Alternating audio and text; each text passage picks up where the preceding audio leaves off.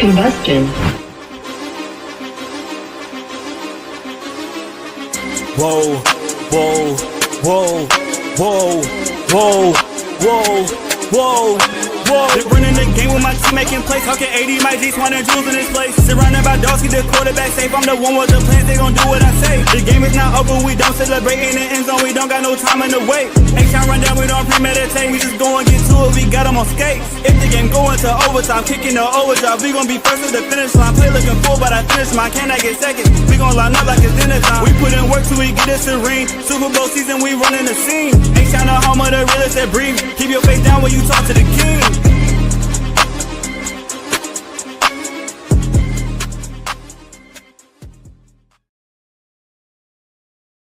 What up, y'all? Welcome back to another episode of the H-Town Rundown. This is your boy, AD, and I got my co-host in the building. We got Clayton in the building. What's up, man? You already know what it is. It is playoff week. And how you feeling? Feeling good, man. Feeling good, man. It's look for teachers, back to school week, right? But like you said, playoff week, we good to go. How about yourself, man? You all right? Oh, man, look, another day that we here on this earth is a great day to be a Texan fan because right now the Texans are scheduled to be in the playoffs playing Monday night, not Saturday, Monday night against the good old Pittsburgh Steelers at 7 o'clock. Yep. Y'all make sure that y'all go ahead and tune in and watch the Texans ride to victory in Pittsburgh and send Aaron Rodgers to the retirement home. But definitely, man. I'm feeling good. I'm feeling great right now. We had a hell of a season. Oh yeah, look. Speaking of, oh you got it. Speaking of Colts fans, yeah, Juan. I mean, shout out to Juan, our favorite Texan / Colts fan. You know, Juan is a avid Colts fan. He bleeds blue. Don't know if it's Liberty blue or that good old Colts blue, but he bleeds blue. Shout out Juan. Yeah, we sending Tomlin to his next team just like John Harbaugh got let go. That's crazy. That's crazy. And we'll talk about that too. But this episode is dedicated right now, man. Hold on, what he said. Sal said reminds me of MJ retiring in '93. Hey, it don't matter. Yeah, it don't matter how we get it. It's a win. Get it a win. It's a win. You can't take it from us, man. Because I don't forgot who won the 2020 Super Bowl. Was it the Chiefs? The Chiefs won it, right? 2020? I think so. 2020. Ain't nobody's trying to take that away. Ain't nobody trying to take that away. It might have been 2020. Yeah, I think it was the Chiefs 2020. That was the COVID year, right? Yep. Yeah. Hey, we all got a good feeling, Juan. But I do want to, preface that this episode is a review of the regular season.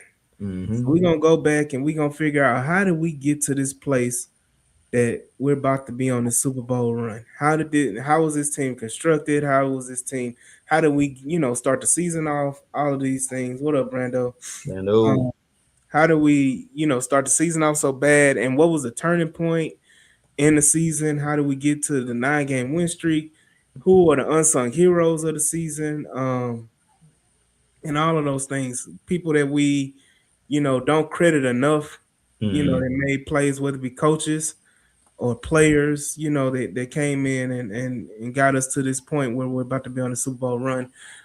So definitely, Clayton, I'm gonna start this way. What are your thoughts of this season, the regular season? What are your thoughts about it? First of all, the fact that it's over already is crazy. It feels like just yesterday, man. We were, I was at another brother of mine's house, man, and we were watching the Rams game and, watching the Texans get a ball punched out to fall to 0-1. And what a gut punch that was. And then to fast forward to now, and just, man, it feels like such a blur. But the roller coaster of the season, D'Amico Ryan's going through his first kind of real trial by fire as a head coach. CJ taking it on the chin. The defense standing firm throughout the entire thing, right? Holding down the entire whole fort, everything. And watching this offense and these rookies and this rookie play caller find their way throughout the season and really kind of never really putting it together, but doing enough week by week. It's been a lot, man. But I feel like each game has kind of been that same kind of like a microcosm of the entire season. Like you don't know how they got here, but they're here Yeah. now. There's been resilience, there's been greediness, there's been tenacity. It's just been a collection of men who've shown a special kind of heart from the top down. And we're going to get into it later, but to become the first team in NFL history to not only once, but to twice make the playoffs from an 0-3 record down Mm-hmm. and make the playoffs, that's a monumentous thing that you cannot erase, right? So Yep. um, yeah, man, that's kind of just the tip of the iceberg, but it's crazy that it's already over. But you're excited for what's to come. So Look, man, this season we came in with Super Bowl aspirations. yeah, We pushed the AFC representative Kansas City Chiefs to the brink in a divisional round with a porous offensive line. Look, yeah. So with a porous offensive line and missed opportunities in that game in the divisional round.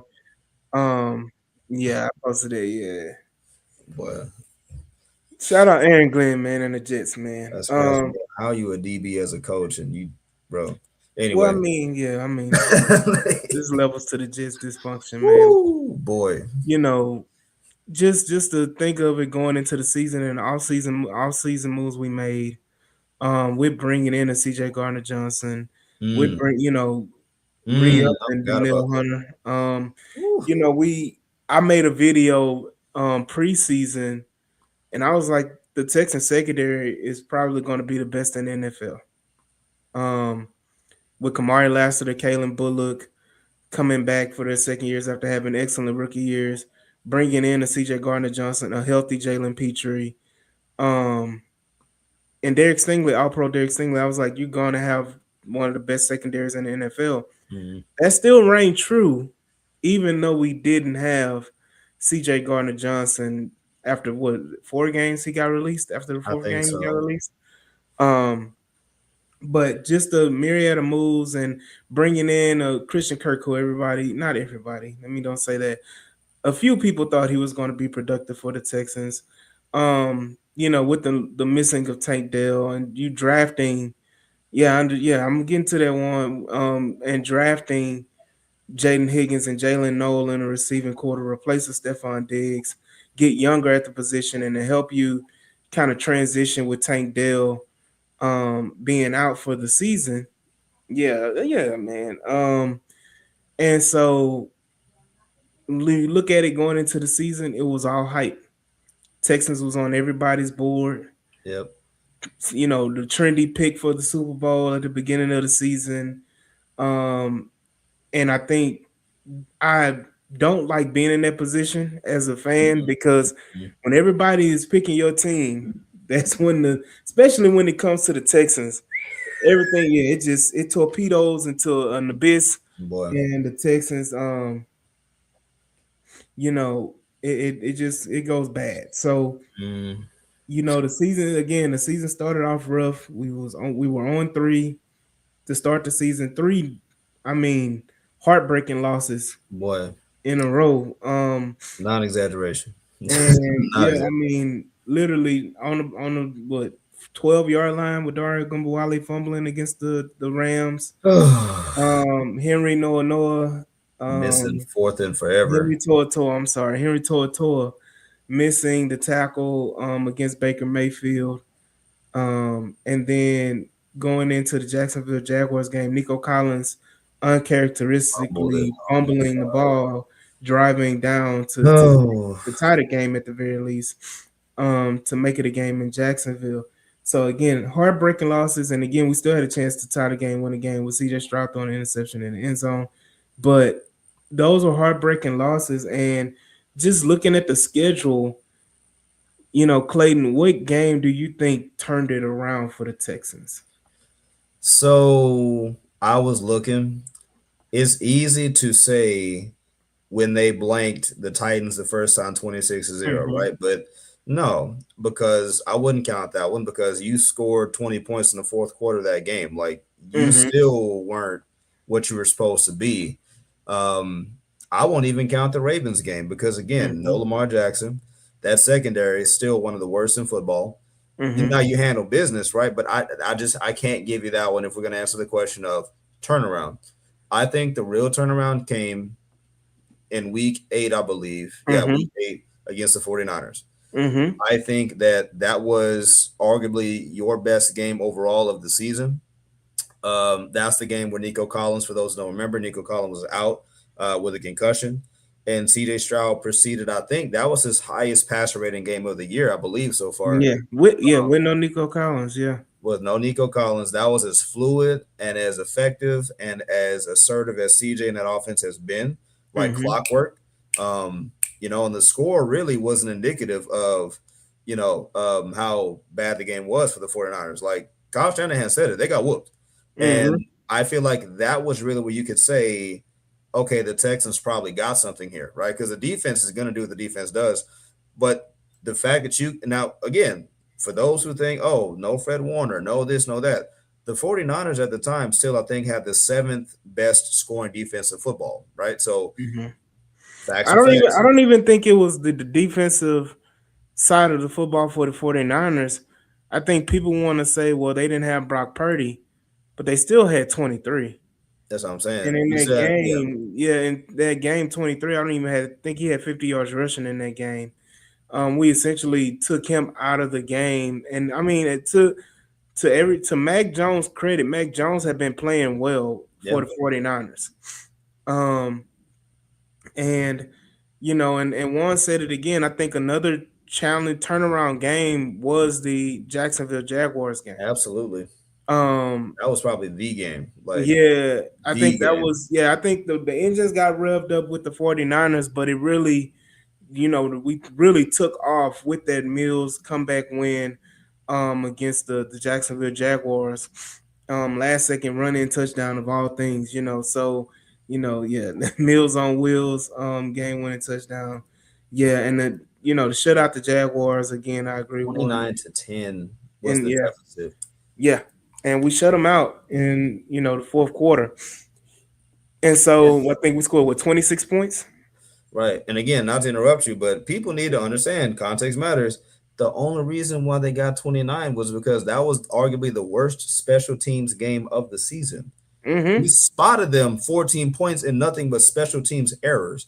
You Yeah, take, and I hate to do the if game, you take that away, that's what, 15, right? yeah, Like, so they don't even break 20 if the special teams just plays adequately, but continue. Go yeah. ahead. No, I mean that Denver, like, I look at it like this, man, because Brando brought it up. He said the Denver game was a turning point. I think that stretch of 3 games, if we just put it in as a whole, with the 49ers victory, CJ Stroud probably having his best performance of the year. Then you go in and Davis Mills has to come in at the last moment. Not last moment, but CJ Stroud gets knocked out of the game. Yeah, Um, and it still came down to a last second field goal. right. Um, so it's just the point of that showed you, hey, at the point Denver, I think only had lost 1 game, if I'm not mistaken, at that point in time. Correct me if I'm wrong. Mhm. But Denver, I think that was a game where the team was like, hey, even without CJ, we were right there. Yeah. And in the whole season, and you look at all They 5 lost, losses, they lost two at that time. they had lost 2. Okay. I mean, it's not So that much of a difference, but yeah. They were still like the number 1 seed going into that yeah, game. yeah, yeah. They were rolling. They were, Yeah, they were hot. So you look at it, and again, you look at this and at 3 games, period, what the Texans were able to do to kind of figure themselves out mhm, and figure out what they're going to be going forward. I think we always realized that the Texans were going to be a defensive team because of D'Amico Ryans, but yeah, in those 3 games, the defense showed up in so many different ways. You know, they had been showing up the whole season, but in those 3 games specifically, they kind of turned the tide into being the elite mhm. part. When you go look at San Francisco, who, like you said, had was the top 4 scoring offense in the Yep. NFL, Mhm. and you basically shut them down If I'm not mistaken, the score in it, yeah, they only scored 15 26, points. 15. Yeah. They have been scoring 20, 30 points a game up to that point. You hold them to 15, even with Mac Jones, or whatever, without Brock Purdy. And it took Then, some fluky catches too. No yeah, disrespect, but it took some circus catches to even get 15. So yeah. And so you go in, you have a hell of a defensive performance then, and you're able to run the ball effectively, and you're able to figure out. I think at that point, that was the turning point that you figured out that Woody Marks was your guy. yeah, um Going forward as the starting running back, and you kind of faded out of the Nick Chubb. Shout out Nick Chubb, who's still been a productive back coming back from those two major surgeries. hmm But you kind of figure out what you want to be, and who's going to be the important players as far as your offensive and defensive personnel. hmm Then you go into the Denver game, and it took Denver everything they had to even get down to the last second field goal. Let us not forget, it took a crazy Bo Nix breaking three tackles and going, running 30 yards down the field for them to even get in that position, or that's an overtime game. and then again, we gave them an extra possession at the end. Like I Yeah. think it was like 2 minutes left or something like that, and we hmm tried to throw it down the field, and we gave it back to them. So, hmm but Instead of yeah, instead of running the clock and doing what we're supposed right, to do to make give them a short change or short yeah, time, should I say, to go ahead and convert. But again, like I said, even then, they mismanaged the clock, and again, it took Bo Nix a 30-yard yeah, Bo Nix run with breaking three tackles just for them to even get in that position to yeah, even kick the game-winning field goal. So, and the defense played a hell of a game. Again, that offense was one of the top in the league, scoring points. They had just, if I'm not mistaken, didn't they just have that Giants game right before that? right before that, yeah. Well, I think they dropped. Let me And they had see. dropped like 30 points in the fourth quarter. Actually, no, they dropped 44 against the Cowboys the week before, Okay, okay, which is even worse because they scored yeah, 33 against the Giants, but then they upped it to 44, and then you brought them down to really 15 points yeah, after that. yeah. So I swear I thought that Giants game was before ours. It was two Um, 2 weeks before. it was two. So again, they scored 44 against the Cowboys, and then the week before that, they scored 33. 30 in the fourth quarter. Right. So you look at that situation, and then you hold that team to 18 points, 15, like you said, in the last second field goal. Yeah. Defense is showing up, proving again. Then you go into the Jacksonville game, and you go into that, and you're down. Like you said, we spotted them 14 points on special teams. A punt return was a punt return and a kick return, right? It was I No, think we was it a fumbled. punt return? It was a fumble, I think. I But I'm think it saying, was a what punt return. wasn't was it a punt return or a kick return? Don't get me wrong. It might have been a punt return because I know it was. I Dang. think Parker Washington, I Yeah, it was believe, was Parker who made it back. Washington when he did the So little, yeah, the Deshaun Deshaun, Jackson. yeah, Deshaun Jackson laying back in the end zone, hmm had me hot about that. But I said it before when that week happened. I was like, that to me, that was one of the most exciting games in the stadium to be in, even more so than the playoff game, the playoff wins the last few years. mm It was a Yeah, punt punt return. return. Thank you, Brando. Yeah, punt return.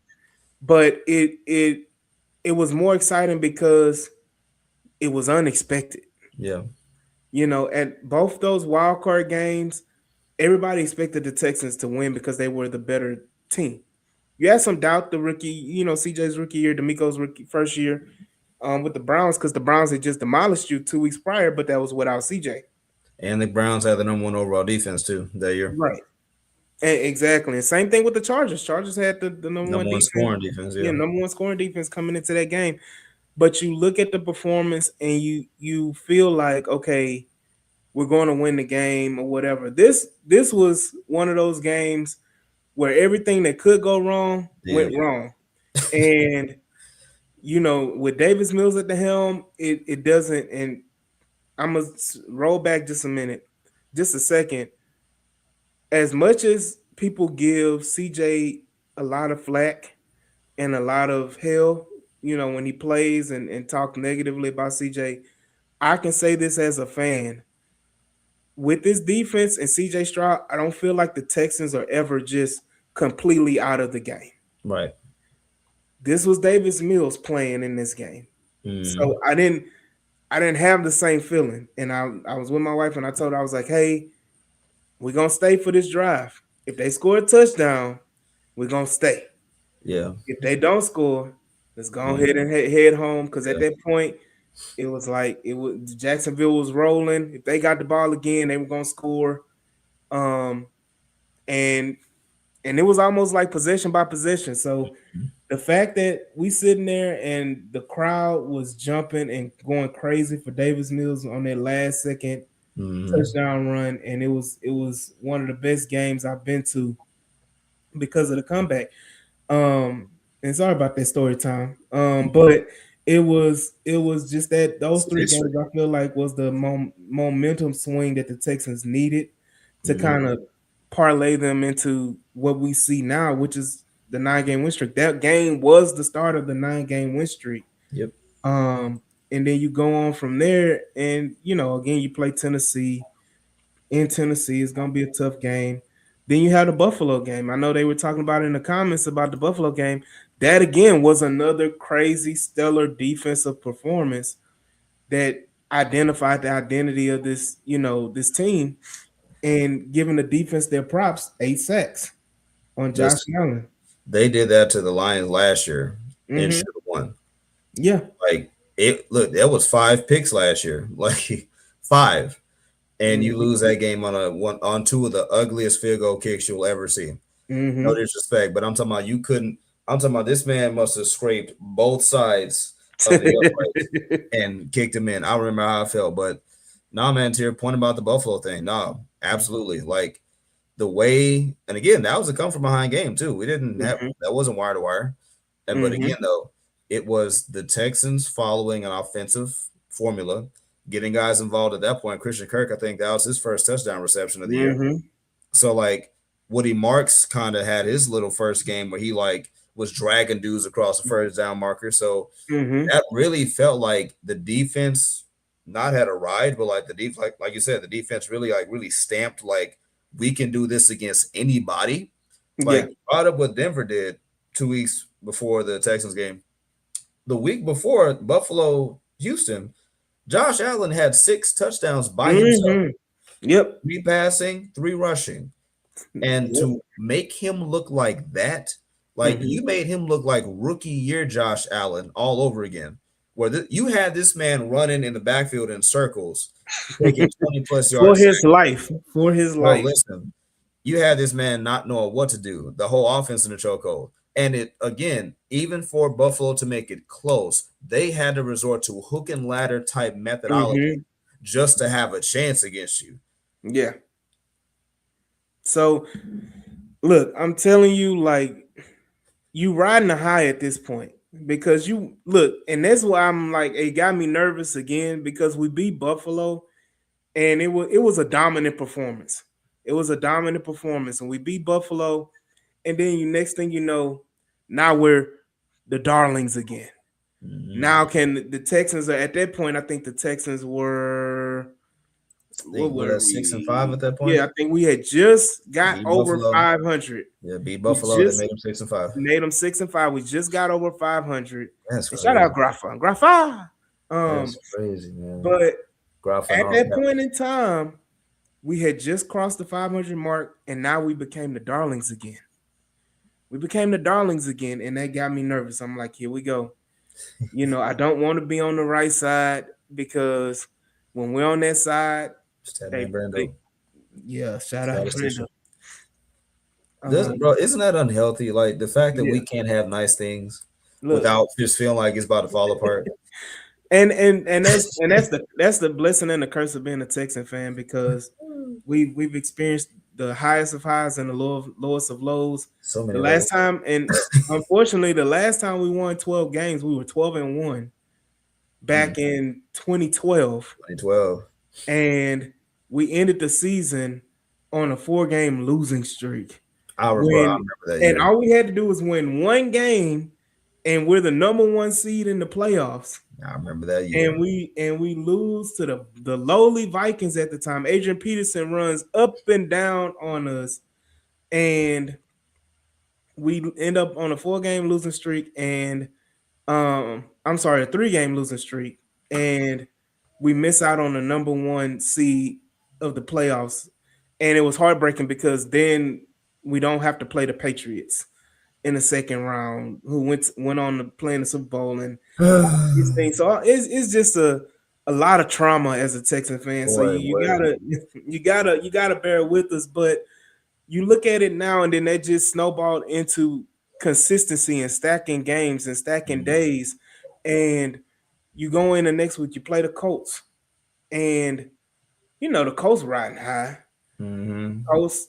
Colts fans talking all that trash Talking and greasy, all that, and real greasy. we end up CJ has another stellar game. Even though DCL. he threw an interception, that's his first game back from the concussion. And again, that was we talked about off stream. That was just Hmm. undisciplined CJ. That was not, oh Yeah. man, tip pass and the coach really took that one.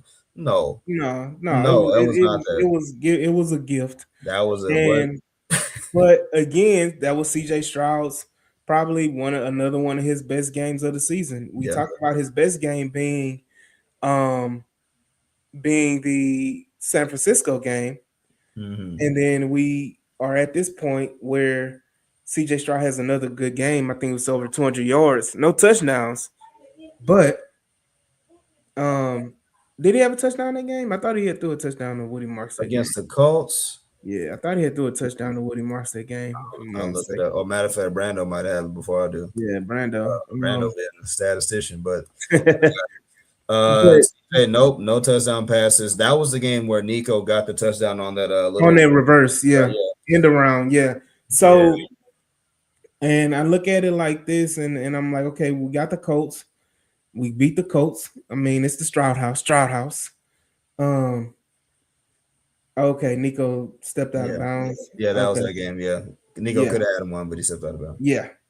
But Nico and Um. Brevin got that bad, boy. They will CJ and Nico ever hook up for like a good fade ball? That's just I We just tried. Look, they tried it on a out and up fade on against the Buccaneers, and that he was caught that. Yeah, man. that one he caught. Didn't he catch it? No, he dropped that No. one, but he caught And one in that game. He did catch one. He did catch a fade route I'm to sorry, Nico I mean a Collins. goal line fade ball. I'm sorry, not Okay. the Texans get the cheapies. Like, I mean, Yeah. bro, you know what I mean. I mean Yeah. like a good old fashioned goal line fade ball. Take a Yeah. step back and just float one up, go Hmm. get you one. But I look, we're gonna get there. We're gonna get there. We need CJ to be healthy the full season and Nico as well. Mhm. But again, shout out to Nico who also had another 1,000-yard season, third in a row. Yes, sir. Um, it's amazing what a good quarterback will do for you. Mhm. Um, but then we go into the next game, and it's like, okay, here we go. Got to play the dreaded, Chiefs. Yep. We already canceled one of the fears when we beat the Ravens in Baltimore. And then we go into the Chiefs game where the Chiefs have everything to play for. The Chiefs win this game. Statistically, they're in the playoffs. They lose this game, statistically, there's no way for them to make the playoffs. Yeah.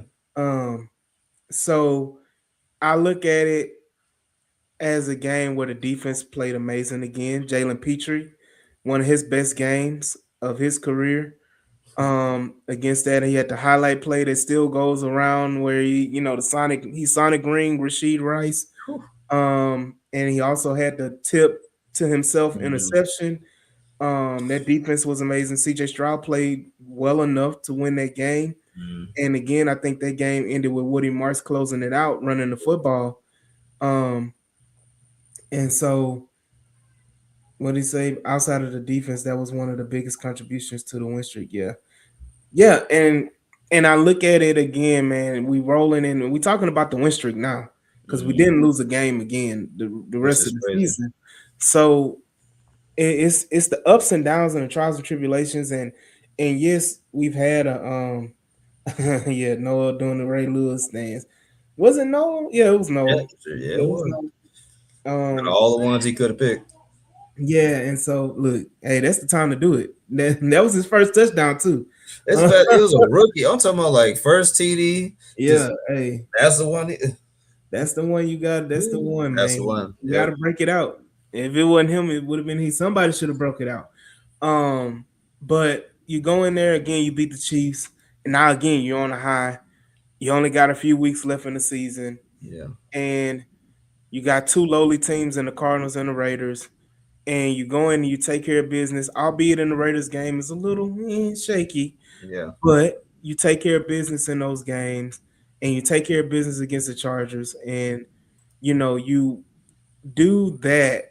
And the Chargers game, of course, shout out to Wheelhouse Media, shout out to Stressens, Hmm. Ruben, and Harley, and we had a great time because the H-Town Rundown was there. All three of us, as Birdman would say, um, me, Clayton, and Jules were in attendance watching that game, and that game was important too because you win that game, locks you into the Playoffs. playoffs.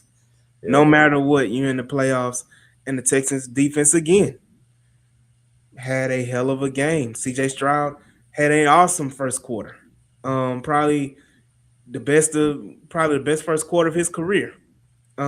With those two deep shots to Noel and Jaden Absolutely. Higgins. So just to and to kind of round out the season, you go into this really nothing to win or nothing to lose because you're not. If you lose a game against the Colts to end the season, you're not out of the playoffs. Yeah. But you're fighting for the fifth seed, but now you have to put your trust in the backups because you got to rest your players. Yeah. I know D'Amico is kind of anti, but you still at the end of the day you got to rest your players. Of course. Yeah. Woody Marks got his well deserved rest because I think we had a kind of run and Joe Woody Marks was in the blue tent every week, man. Like every week we saw Woody Marks in the blue tent, and he needed that day. He needed that game to kind of rest and reserve. Soon, bro. Yeah, we do. Hey, we're gonna talk about that on Friday, man. Hey, real quick, I'm gonna let you roll to kind of touch on the Chargers game again, real quick. People need to understand something, right? I Mhm. do not try to be blame the referee guy. I Yeah. really don't try to be, right? But the referee saved Justin Herbert. Oh, People oh, don't yeah. understand that was about to be a complete demolition job. Mm-hmm. If you remove half of those flags, heck, keep some of them. Yeah. That was easily on pace to be an 8 to 10 sack game for this Texas. Mm-hmm. It was that bad. Yeah. It was that bad. And the referees, they were bad both ways. So we can't say it like they just No, let I'm not gonna say that nah. because the Chargers didn't get a penalty until the fourth quarter. Well, I say both ways because at the end it benefited us finally. Like we Yeah. got our one or two, but you're right. There was a point in time when the Chargers didn't have a single penalty, and we had 6-4. I forget how much, but it Mm-hmm. was that bad. Um, like literally handing them like 2 touchdowns worth of penalties. Like literally, that's what that was. Outside of that, the Chargers weren't moving the ball. Like I'm sorry, Yeah. that was game. That was it. It would have been Another crazy, boy. great defensive performance. Boy, that Yeah. was that was gonna be one of those like, man, yeah, just flush it. If you're a Charger, you don't even watch the tape. Like, just flush it. There's nothing watching there. But the Yeah. refs helped him, and I hope not. Like, Juan, bro, listen, I hope it's nothing personal against Clay Martin, but I don't know a bunch of referees by name. That don't mean I don't respect them. But ideally, as a referee, your job is to not be at the center of the game. Yeah. I It's know not- Clay yeah. Martin's name specifically, Mm-hmm. right? Every time I see that jawline, I know it's going to be some mess every single time. Yeah. And that's why I just hope that the officials let the Texans play their brand of football, right? Let both teams play. Let these men handle it. We Mm-hmm. still kind of iffy about last year. You might have lost anyway, but we still kind of iffy about the fact that, you know, some phantom calls went the Chiefs' way last year, right? We Yeah. don't want that again. And when Petrie laid Rice out, that kind of told me, oh, maybe there is hope that the Texans can be allowed to play their brand of football. Because Oh yeah, that we thought that was gonna be a oh, ejection, right? he Yeah. absolutely He laid him out in a way that you would see them old school 2000s highlight, YouTube video. Mm-hmm. Yeah. Laid him out. No flag. Clean. And look, and that's the part about it is that the physicality. I'm glad you brought that up. Is that the physicality that this defense has played with to me is unmatched. And I'm looking at it right now. You go through the schedule out of 17 games, the Texans have only given up over 20 points 4 times.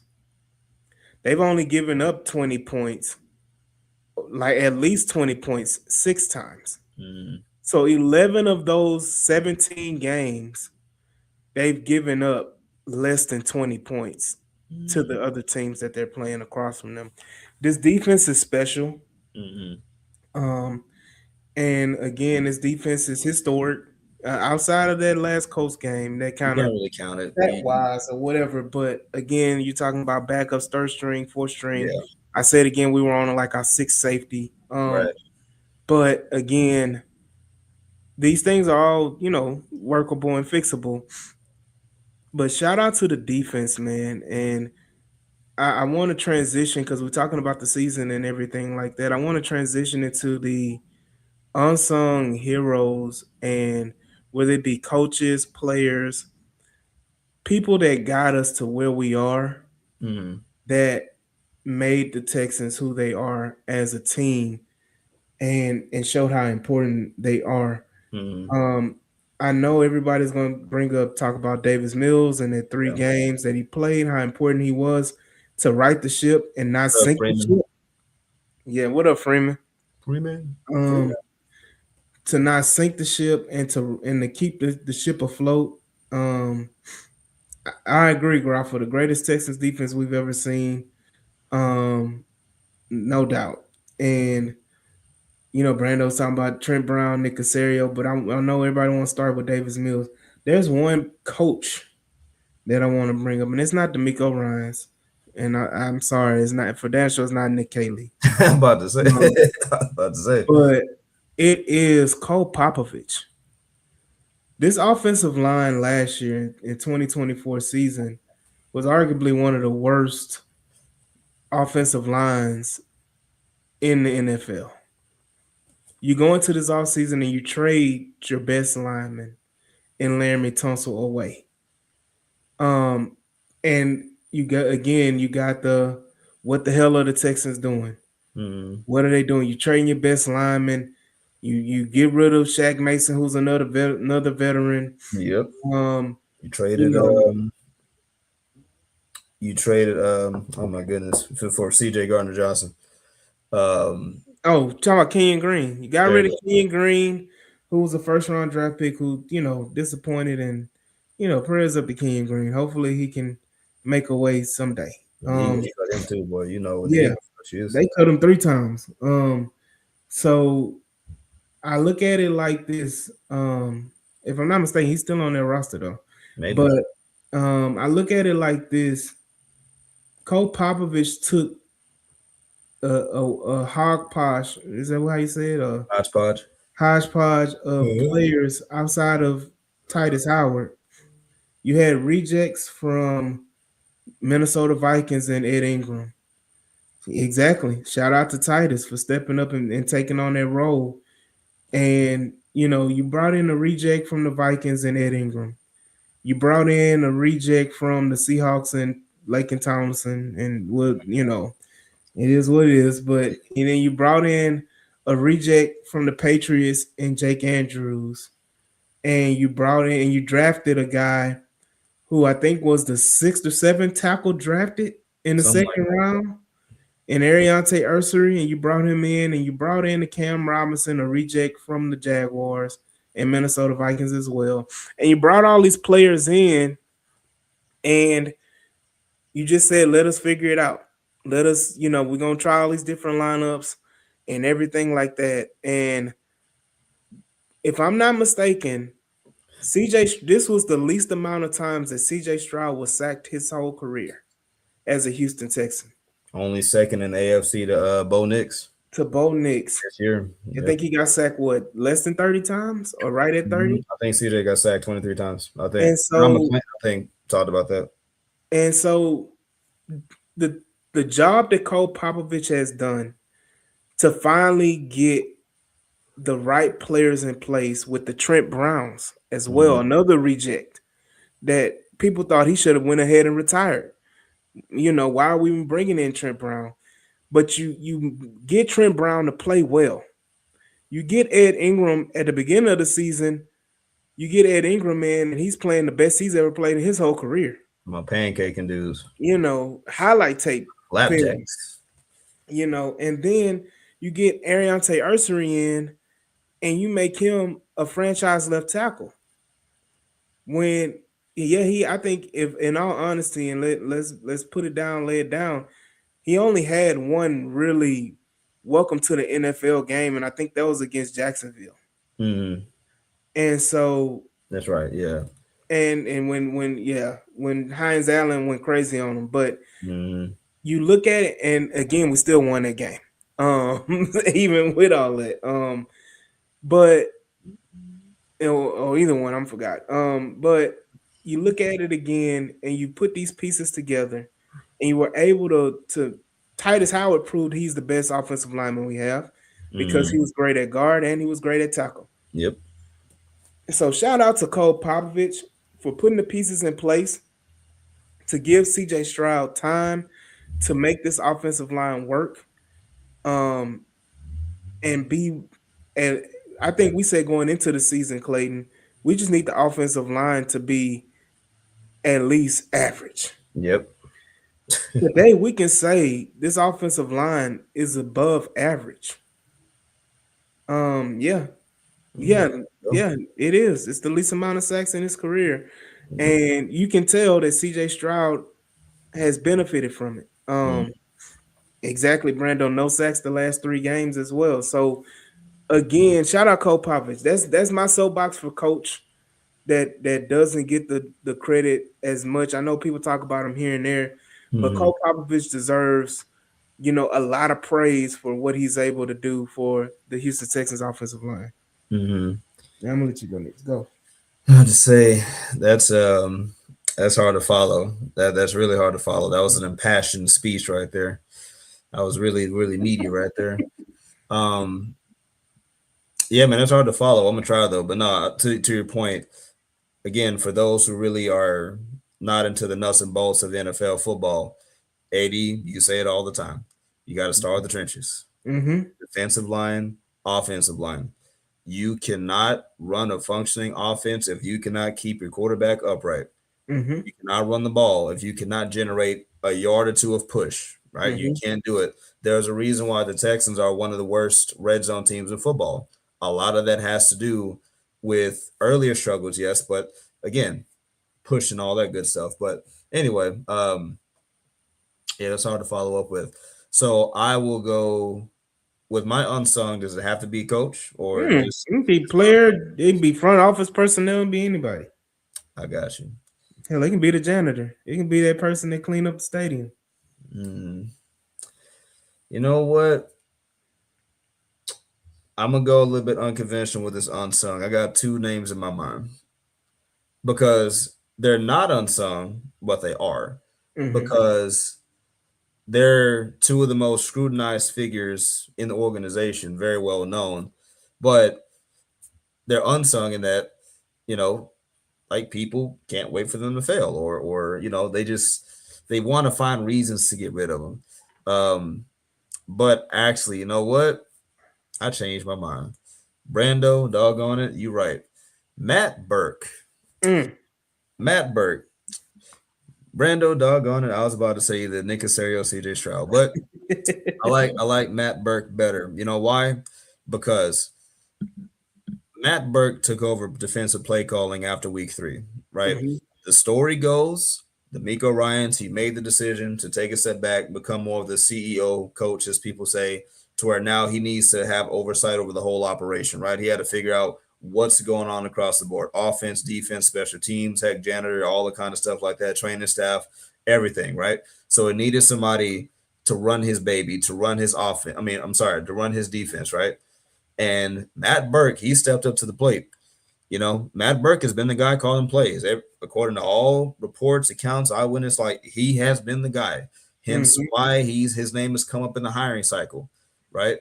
And I listen, Matt Burke has gone from a guy to where you can legit ask, what does he do here? Mm-hmm. To he's that guy on the defense who's captaining that ship of a legendary defense in Houston, right? Like he's calling those plays, he's putting up these sets. Like he's the madman with the headset on the sidelines who's weaponizing Jalen Petrie, who's sending Kalen Bullock, who got Kamari Lassiter putting up defensive end numbers in the secondary, right? Like Yeah. he's that guy. And a lot of this does not work if Matt Burke does not work out. If he Mm-hmm. does not manage his defense well and keep them in line, and bro, not just don't crash the car. He found another gear somewhere, Yeah. right? And he helped to add something there with his own ownership. So I want to shout out Matt Burke, man. Without his contributions, without him stepping up and Mm-hmm. really helping D'Amico be able to be more hands off with the defense and help D'Amico expand his role and his scope and really get on the rest of the team. And like you said, he's coaching his coaches now, right? Mm-hmm. Like none of this works if Matt Burke doesn't work out, right? So shout out to him. And can I sprinkle a little bit of why I was going to Yeah, say keep CJ and going. Nick? So the reason why I was going to say CJ and Nick, excuse me, um, is because even though they're two very well-known names, they're unsung because of the sheer volume of scrutiny that they get unjustly, right? Mm-hmm. Like starting with Casario, say what you will, I know I've said it, about how he got here. The fact is, he's been here since 2021, and he has engineered one of the greatest turnarounds in NFL history from a roster building standpoint. The salary cap was a disaster. The roster was trash. You were barren of everything. And when he swung that trade with Cleveland and trade Deshaun Watson, get you all those first rounders, and like you've seen the graphic a whole bunch of times. I don't got to go over it, Mm-hmm. but the trade that just keeps on giving, right? Mm-hmm. The fact that he got you CJ Stroud, then he traded with Arizona and got you Will Anderson, who's arguably going to finish as maybe your second, third, or fourth greatest defensive player in franchise history if everything stays, consistent and he progresses. Add that to his ledger. The fact that he's built one of the best secondaries in football, the fact that this whole defense is young, hungry, tough, smart, dependable, all those Bill O'Brienisms, like the Mm-hmm. fact that he built the layers and layers of players that we were promised when Bill O'Brien was here. Nick Casario actually did that, right? And he kept the money good and flexible. He has us in position to stay young for a long time. We still got draft picks coming up due to Washington Mm-hmm. and Giants. So Nick Casario has been more than doing his job. That's why I can't bring myself to say fire Casario because I can't ignore what he's built. I can't. When the national media is looking at the Texans and how they've rebuilt and said this is the standard for how you do it, we don't get that treatment for anything. Mm-hmm. And you got the Texans up there now as the standard for team building. That says a whole lot, right? That's why I said Casario's unsung because a lot of people want him fired, but it's like he's probably a top 5 GM Yeah. right now. There's Howie Roseman. There's probably another guy or two, but Casario is right there. I And don't then want to. I'm gonna go. Look, before you get to CJ, I don't want to pee in your Kool Aid, but I'm still on the point of fire Casario. I'm still on the board of fire Casario. But go ahead with CJ, man. dang, bro, I done heard a lot of ways to rain in your parade to throw water on the situation. This man said, "Pee in your bro." Remind me, don't accept drinks from you, but uh, put me one of them little cup covers on it. Right. Again, yes, Nick Casario is not perfect, right? Mm-hmm. But I'll tell you this: for a lot of Rick Smith fans, what was the knock against Rick Smith? If you remember, a lot of people said he couldn't He draft could hit out a of home run on the first round. After that, it exactly, was exactly, right. So Nick yeah. Casario hits in the first round, second round, third, fourth, fifth. Jawar Jordan is a what? Six Six rounder, round pick. right? Yeah. Okay. So anyway, now to CJ, and I'm gonna keep it brief because I kind of was long winded on Casario because do people understand that CJ Stroud already has set the mark in franchise history for most playoff wins by a single QB in Mm-hmm. Texas history? I don't think we talk about that enough. The fact that this man just passed up John Elway for second most wins by a first or second round, first or second overall pick, um, in NFL history, right? the fact that CJ Stroud has put up what now, 12 wins this year, 32-5, a 32-19 record, has known nothing but playoff football since being here. Mm-hmm. Like, do people understand that? And real quick, you know what? I'm gonna shut up after this. I'm gonna say this, and I'm gonna shut up, bro. I've been sitting on this. You said it, but I'm gonna add on to it. If I hear another person say, "Where's rookie season CJ Stroud?" like, I might flip my biscuits because it it's becoming one of the most laziest things to say when I hear that now. I get what people are trying to say. I guess you just think NFL defenses are supposed to be like, you know what? Yeah, go ahead and keep on torching us for 400 yards, 5 TDs, and 156 passer rating, right? The fact that defenses have adjusted to CJ Stroud, that is itself is a compliment. If the defenses thought you were a scrub, they would just let you be a scrub. They don't care about you because you're going to beat yourself.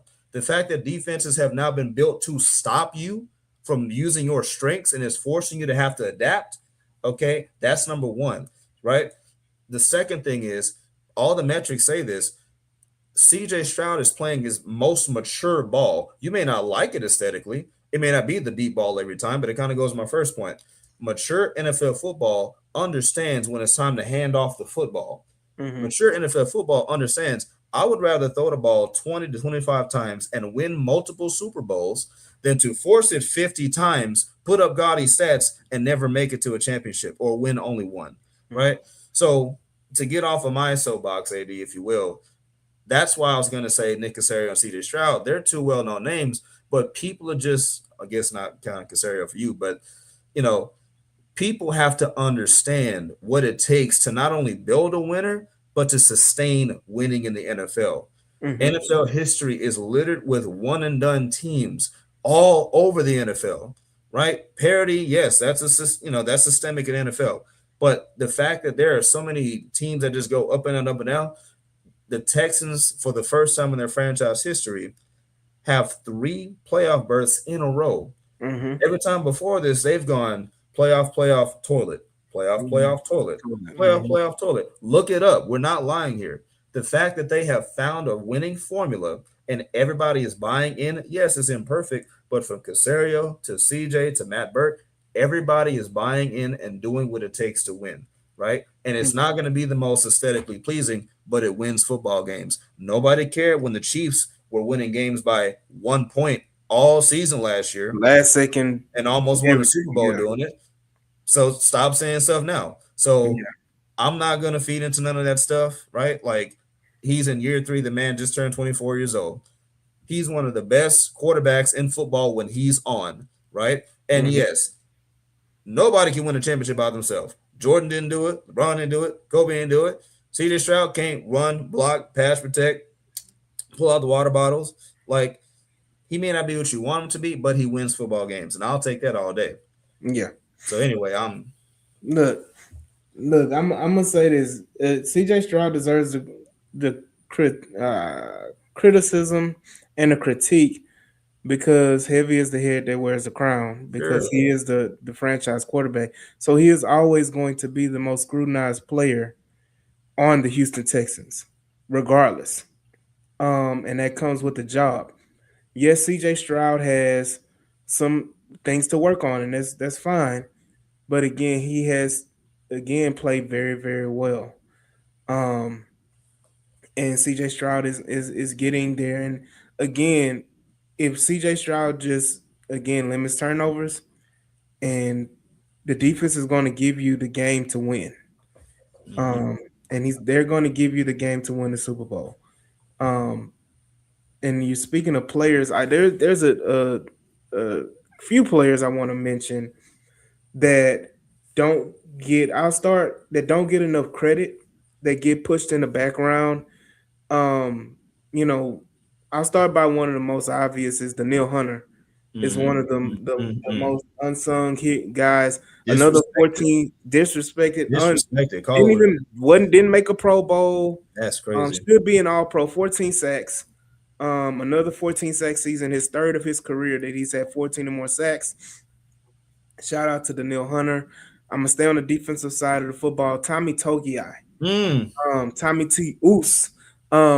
Shout out Oos, and he's played a hell of a year.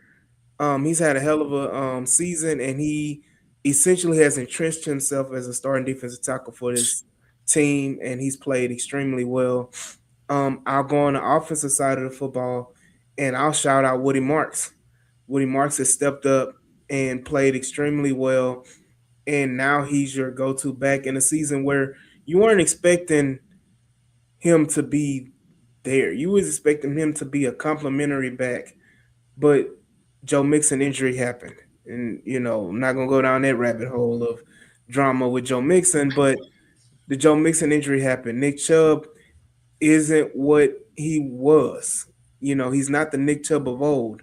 Mm. He's just the old Nick Chubb. He's Nicholas. Um, He's Nicholas. and so shout out Woody Marks for stepping up and stepping into that role and running with it. No pun intended. Or pun intended. And another is the two rookie wide receivers, man. Jaden Higgins and Jalen Noel. Jalen Noel taking over the special team duties and punt return and kick return when you know shout out Damian Pierce, but we needed somebody to take that role away, and Jalen Noel has stepped up and was able to handle business in that role. And he hasn't seen as much time on the offense, but like I'm telling y'all, and I've been telling y'all, it's just not his time right now, and that's okay. And that's okay. Um, and shout out to my wide receiver seven, wide receiver six, Jaden Higgins. Being timely throughout Mm. the season when needed. You know, you welcome fans. You welcome. Um, the motivation tactics have I worked. see the disgust in Yeah, your face. You just, it's just the motivation tactics have worked for Jaden Higgins all season long. He has been productive and he has been timely. And when he is given opportunities, he has shown up and he has produced. So shout out Jaden Higgins and Jalen Noel and Woody Marks on the offensive side. Three rookies who are key contributors to this offensive side of the ball. Um, again, Ariante Ursery. So mm-hmm. four rookies, should I say, that are heavily contributing to this That's crazy. offensive You're side of right, the man. We ball. got Yeah. Super that's young, super young. should you could you count Jawar technically since he was never been I mean, I know he's not a real rookie, but like Yeah, and him at the end of the season. Yeah, giving Woody a break, and giving him and being able to step in when Woody was hurt, as well as Nick Chubb being out. You got Jawar Jordan, who is the only running back to have 100 yards oh, this season. that's so pathetic. And Oh my so, gosh, bro. That's so pathetic, bro. yeah, Oh, and look, Exo, you missed it earlier, and we talked about. I gave that came with the whole Cole Popovich spiel when I talked yeah. about giving Cole Popovich his flowers, and definitely he deserves it. But again, shout out the rookies on this team that are making impacts, Yeah. young players that are making impacts on this team. Um, and I know he's getting a lot of hype now, but coming into the season, nobody really talked about him as much as they should have, and that's good old Kamari Lassiter. Mm, mm. Kamari Lassiter has transitioned himself into arguably a top five cornerback in the NFL. When you have an all pro on one side and Derek Stingley, who's not going to get targeted at all, Mm-mm. Kamari Lassiter is going to get all the targets, and he has showed up and proven day in, day out, and has made himself So much, money, so so much, much money, so much and money. he has made himself, if I'm not mistaken, he may be an all pro this year. Bro, listen, Go man. ahead. Bro, look, I was gonna let you cook. I was just gonna say something real stupid sounding, but it made sense in my mind. You remember Texans fans? I remember there was a time where we had D Hop and Will Fuller, right? And like you couldn't convince me that at that time that they weren't the best duo wide receiving core in football if everything broke right. Because D Hop was the do it all Yeah. receiver, possession, deep threat, anything you needed, he got it. Best hands in the league, arguably. Yeah. Then you got Will Fuller on the other side who could pop you for 250 and 4 touchdowns, you know, without breaking the sweat. if he could just stay Mhm. healthy. I feel like that's what you're looking at with like in a weird way with Kamari and Stingley. Like their skill sets mesh so beautifully well defensively. You got Derek Stingley, who's like, I guess the D hop, if you will, the do it all cornerback who can take you deep, who can All block you pro. for the all Yeah. pro, anything you need. You can flip him to the offensive side of the ball. Stingley can probably get you 1 or 2 touchdowns. And then you got Lassiter, who just like I did not know coming out of Georgia, right? Like that he was going to have the ball skills that he has now. Mm. I knew that he was going to be somebody who would harass you, make it ugly, like crowd you, and make the catches hard. But bro, I didn't see the ball skills coming. I'm not saying it's Stingley like, but if you throw it in his direction, he's going to take it from you. Yeah. Like, and it's not fluky. Like, it's not like some tip stuff. Like, no, I'm taking the ball from you, and you're gonna like it. That's what Lassiter does. Bro, I did a piece on Lassiter. Do you know Lassiter leads the team in solo tackles? Really? He leads, I guess, More than Aziz? of course, asterisk next to that after the game. But at the Mhm. time of when I got this information, no. So you got to specify total tackles. Aziz is one, and Toa was two. Mhm. Lassiter was number 3 in total tackles, and he cleared Petrie by 20 for spot number 4. Wow. Solo tackles, Lassiter stood by himself at cornerback for solo tackles on a team with Henry Toto, Will Anderson, Daniil Hunter, Aziz Al-Shair, all this stuff.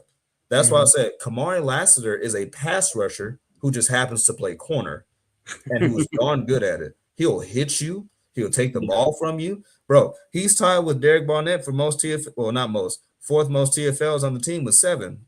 Mhm. Like, again, he plays multiple levels of defensive football with proficiency. When we say this man has made so much money, bro, and he can do backflips.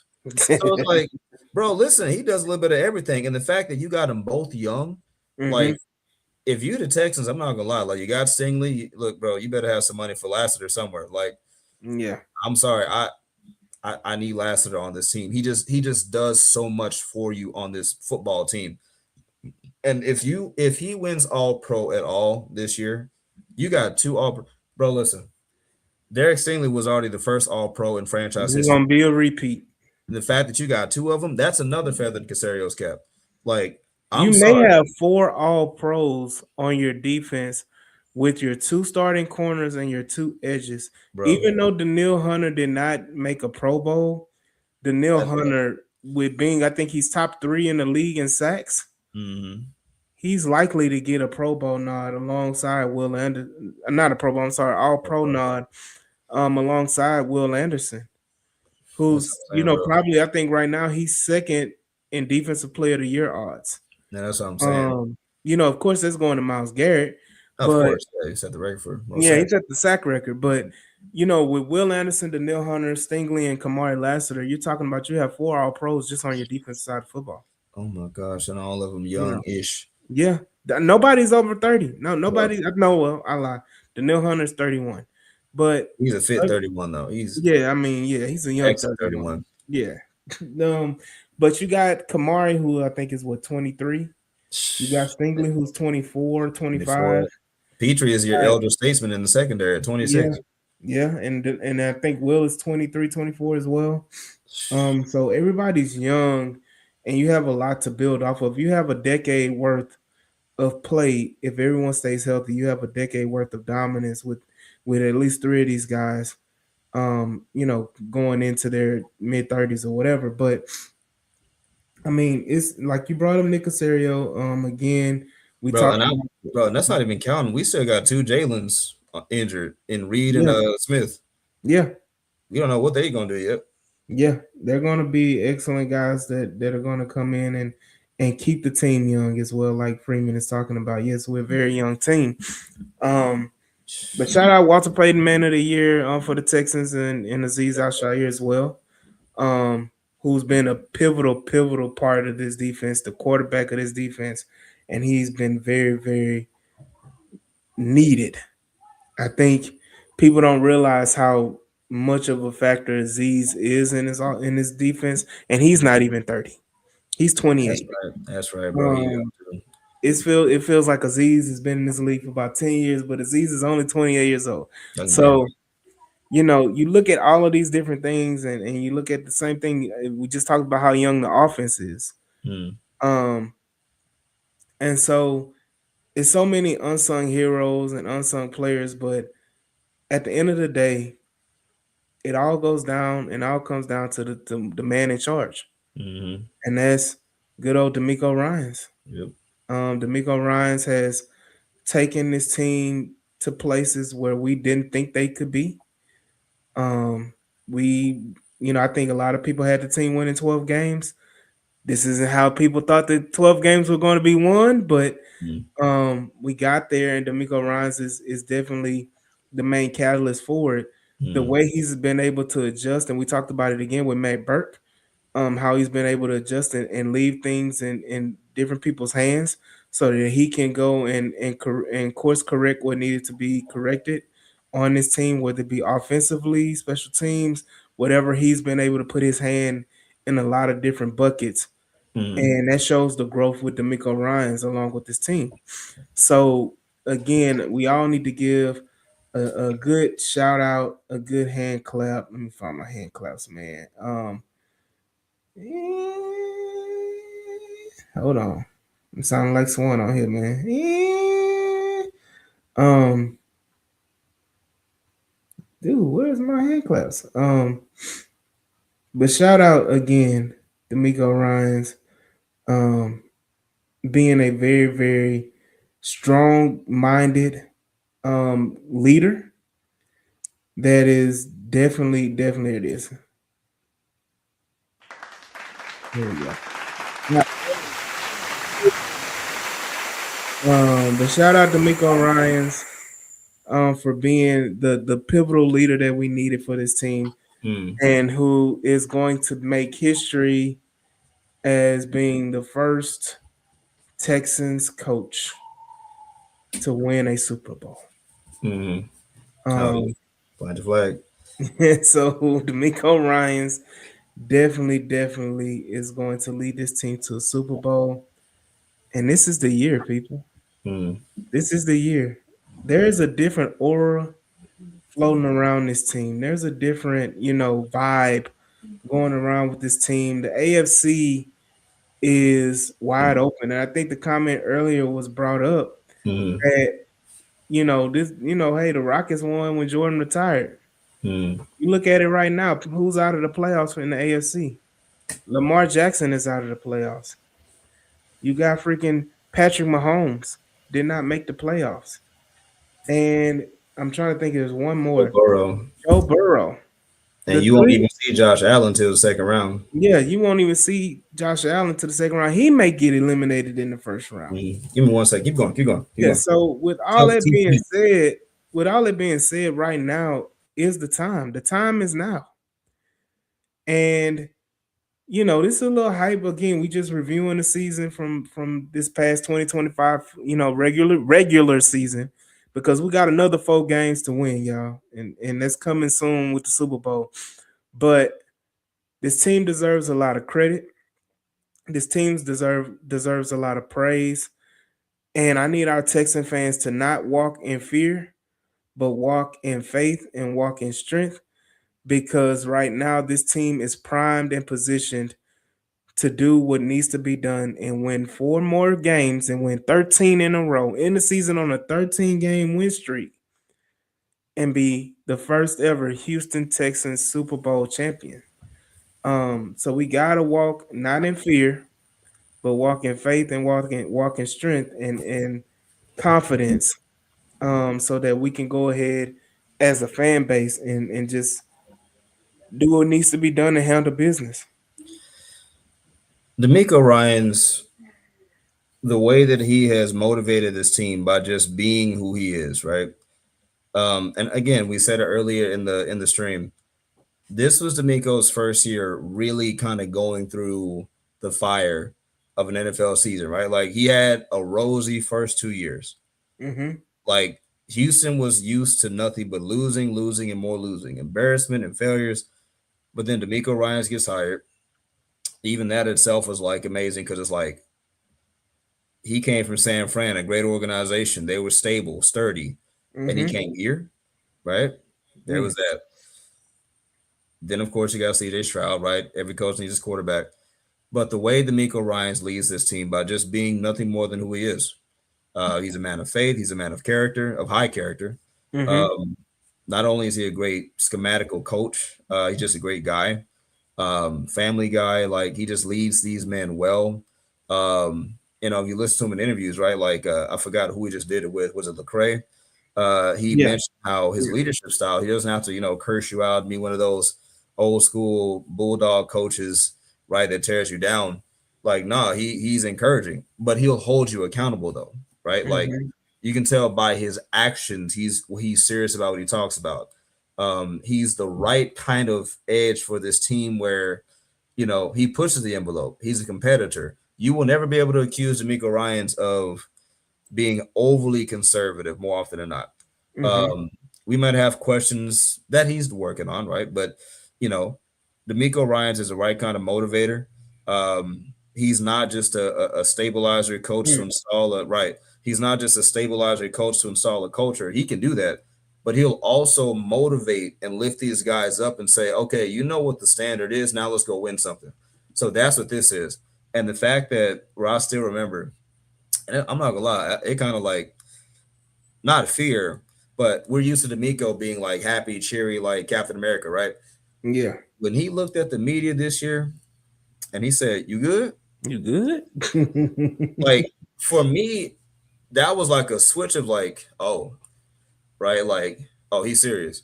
Because Mm-hmm. he's always like just trying to stay positive, but that right there is as close as you'll ever get to probably to D'Amico like losing character, right? And the fact that he's led this team to a 12-5 record. And again, this is the same message. Like nothing flipped, nothing changed. He didn't throw guys under the bus. He took more on himself by trying to do less and, just stayed the same guy for these guys. Mm-hmm. I look forward to the post game locker room, speeches. I look forward to those things, right? Like, again, he keeps them focused on the future, saying, hey, listen, don't get complacent. We got more work to do. But hey, yes, let's enjoy the moment. Hey, y'all did that, right? You took what's in front of you, like all these things.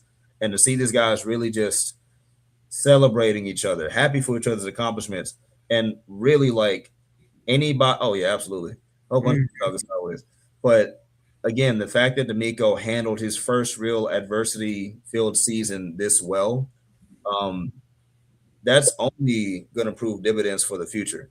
Um, the fact that he's so young in his coaching career and he's been through this and he's won while doing it, right? Mm-hmm. Like again, keep in mind they've gone 10-7 playoffs, 10-7 playoffs, started 0-3, finished at 12-5. Man, But 10 games wasn't even the people weren't even looking at 10 games. It was yeah, like, bro, listen, can we just be 8? Can we get to 9? bro, Can we get listen. 8?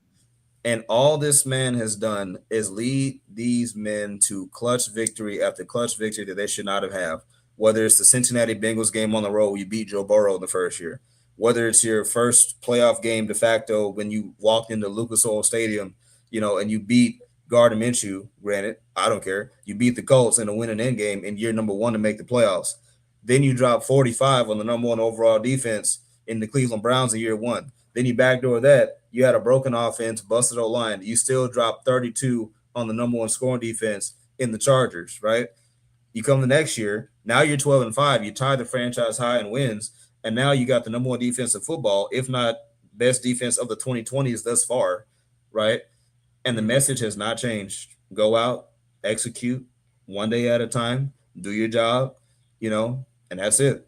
And these guys feed into that because they know it works. It's not just like powder puff, cupcake cheerleader talk. They know it works. They see their coach living it and they've adapted to it. And again, it's a huge compliment that players want to come here. Like, we're not used to that. Like, you had guys like DK Metcalf and others who would float Houston as ideas. And no, not everybody came here logistically. But the fact that you got dudes like Tyrann Mathieu, who's well into retirement, saying like, hey, I'll put the pads back on to go back to Houston or something like that, like that's a big deal. Not just for now, but for the future. So that when you're rebuilding this roster, you got guys who are willingly going to be willing to come here. And now you're going to get that Patriot treatment where you got elite players willing to take a little bit less just to Yeah. get into your building, to work with that coach, to work with that quarterback. all starting with D'Amico Ryans, and he is young. Hmm. So I hope that he's the last coach the Texans have to hire for a good long time. If his Oh Lord's yeah. will. Oh I yeah. hope so. So with that being said, man, great way to end it, Clayton. Um, we just getting started this week, y'all.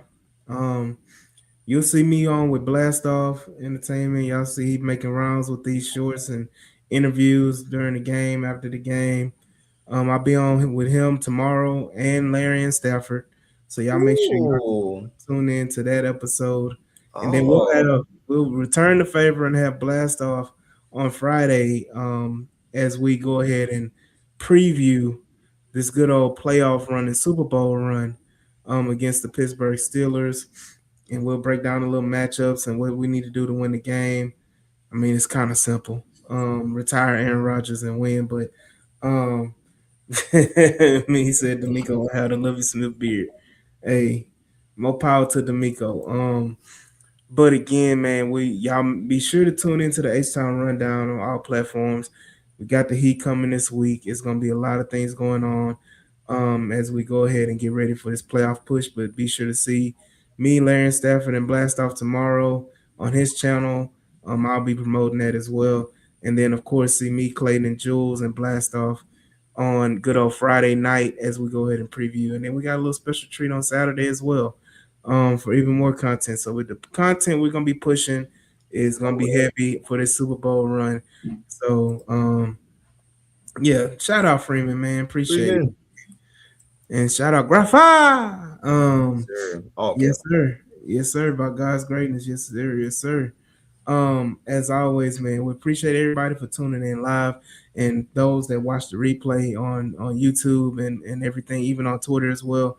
Appreciate everybody. Go ahead and like, share, and subscribe to all our socials.